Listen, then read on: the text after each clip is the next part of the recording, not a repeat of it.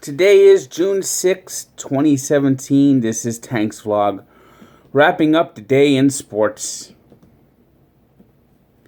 You know,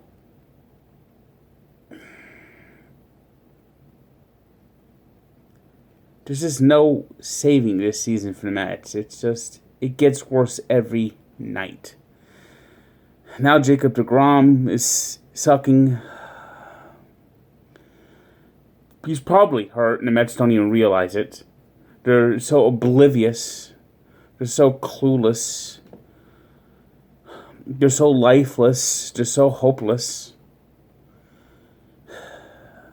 You know, it's getting to the point now where the Mets are bordering on unwatchable.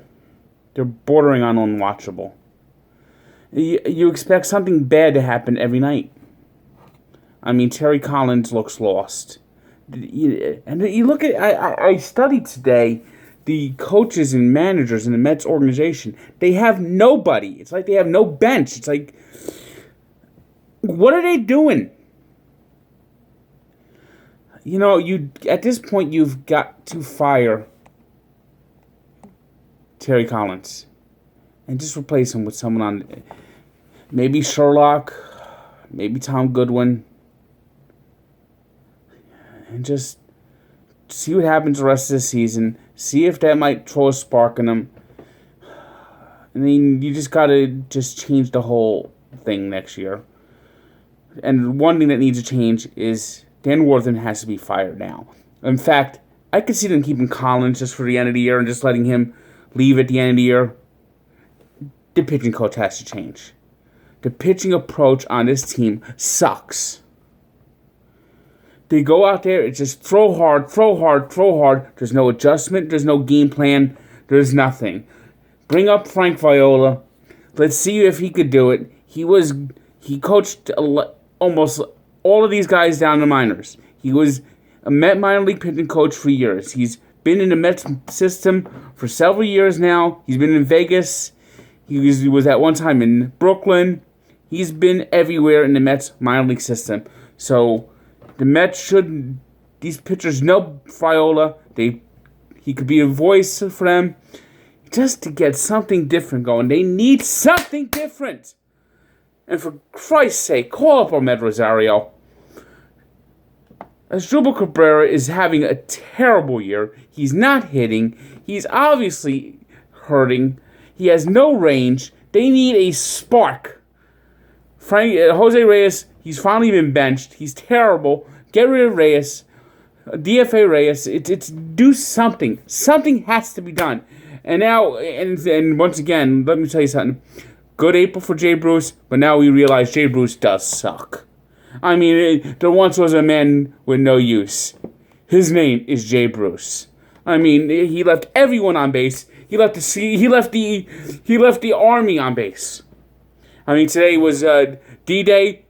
He left more men on base than we sent to the beaches of Normandy, it seems. I mean, it's getting ridiculous.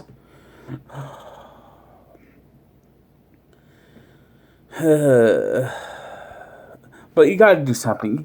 Call up Rosario.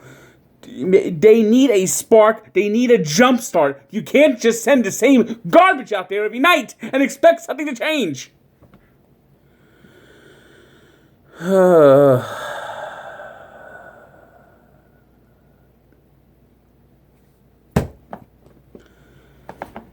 Elsewhere in baseball today, we had a little bit of history. Scooter Gennett of the Cincinnati Reds hit 4 home runs. Yes, you heard that right. Scooter Gennett hit 4 home runs. I mean, Scooter Gennett didn't have 4 home runs going into the game, and he had 4 home runs. Scooter Gennett, I mean, if 4 home runs in a month is good for Scooter Gennett. Think about this. There have been now 17 players that have hit 14 home runs. Hit 4 home runs in a game. 17 players. You got some Hall of Famers on the list, but most of the people on here are sluggers, or people who have home run potential. I mean, the first guy to do it was in the 18th century, Bobby Lowe of the Boston Bean Eaters.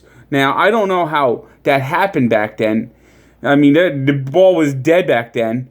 There was home runs were not that common as they are today. I mean, 20, 30 home runs was a leader of the season.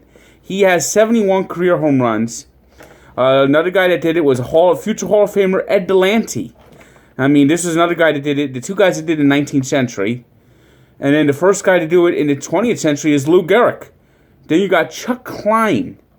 Now, here's one oddball, Pat Siri, who prior to Jeanette was the fewest home runs. He only has 86 career home runs. I mean, well, Bobby Lowe didn't have that many home runs. He only had 71 home runs, but like I said, 19th century. But listen to some of these other names. Gil Hodges, Joe Adcock. Joe Adcock was a terrific hitter, 336 lifetime home runs. You have Rocky Colavito. I mean, he was a powerful hitter, 374. He did it for the Cleveland Indians before they traded him and jinxed their franchise for the next 3 decades. Willie Mays, Mike Schmidt, Bob Horner. I mean, this guy was a pure home run hitter. That's all he did was hit home runs. Mark Whiten, one of the best games of all time. Mike Cameron before he joined the Mets. And his career faded away. Shawn Green before he joined the Mets. And his career faded away. Carlos Delgado before he joined the Mets. And his career faded away. Josh Hamilton, who's just run out of gas. I mean, he was a great story. He was the last one to do it before then. And now Scooter Gennett, who has now 42 home runs in his career. I mean, if you think of anyone of this list, he is probably the least likely ever to hit 4 home runs in a game. He also had 10 RBIs, which is something that's not very common either. I mean, just one hell of a day. Scooter Gennett, Cincinnati Reds, leading a 13-1 blowout over the St. Louis Cardinals, another team that looks like it's in a quicksand season. I don't know if Mike Matheny is going to be long for that job in St. Louis. I hear the long knives are coming out in St. Louis, and they actually have an organization that doesn't accept losing, unlike the one that lives in Flushing. Before I go, I want to give a birthday wish out to one of our loyal viewers, Tyler Potko. Happy birthday, and have a good day.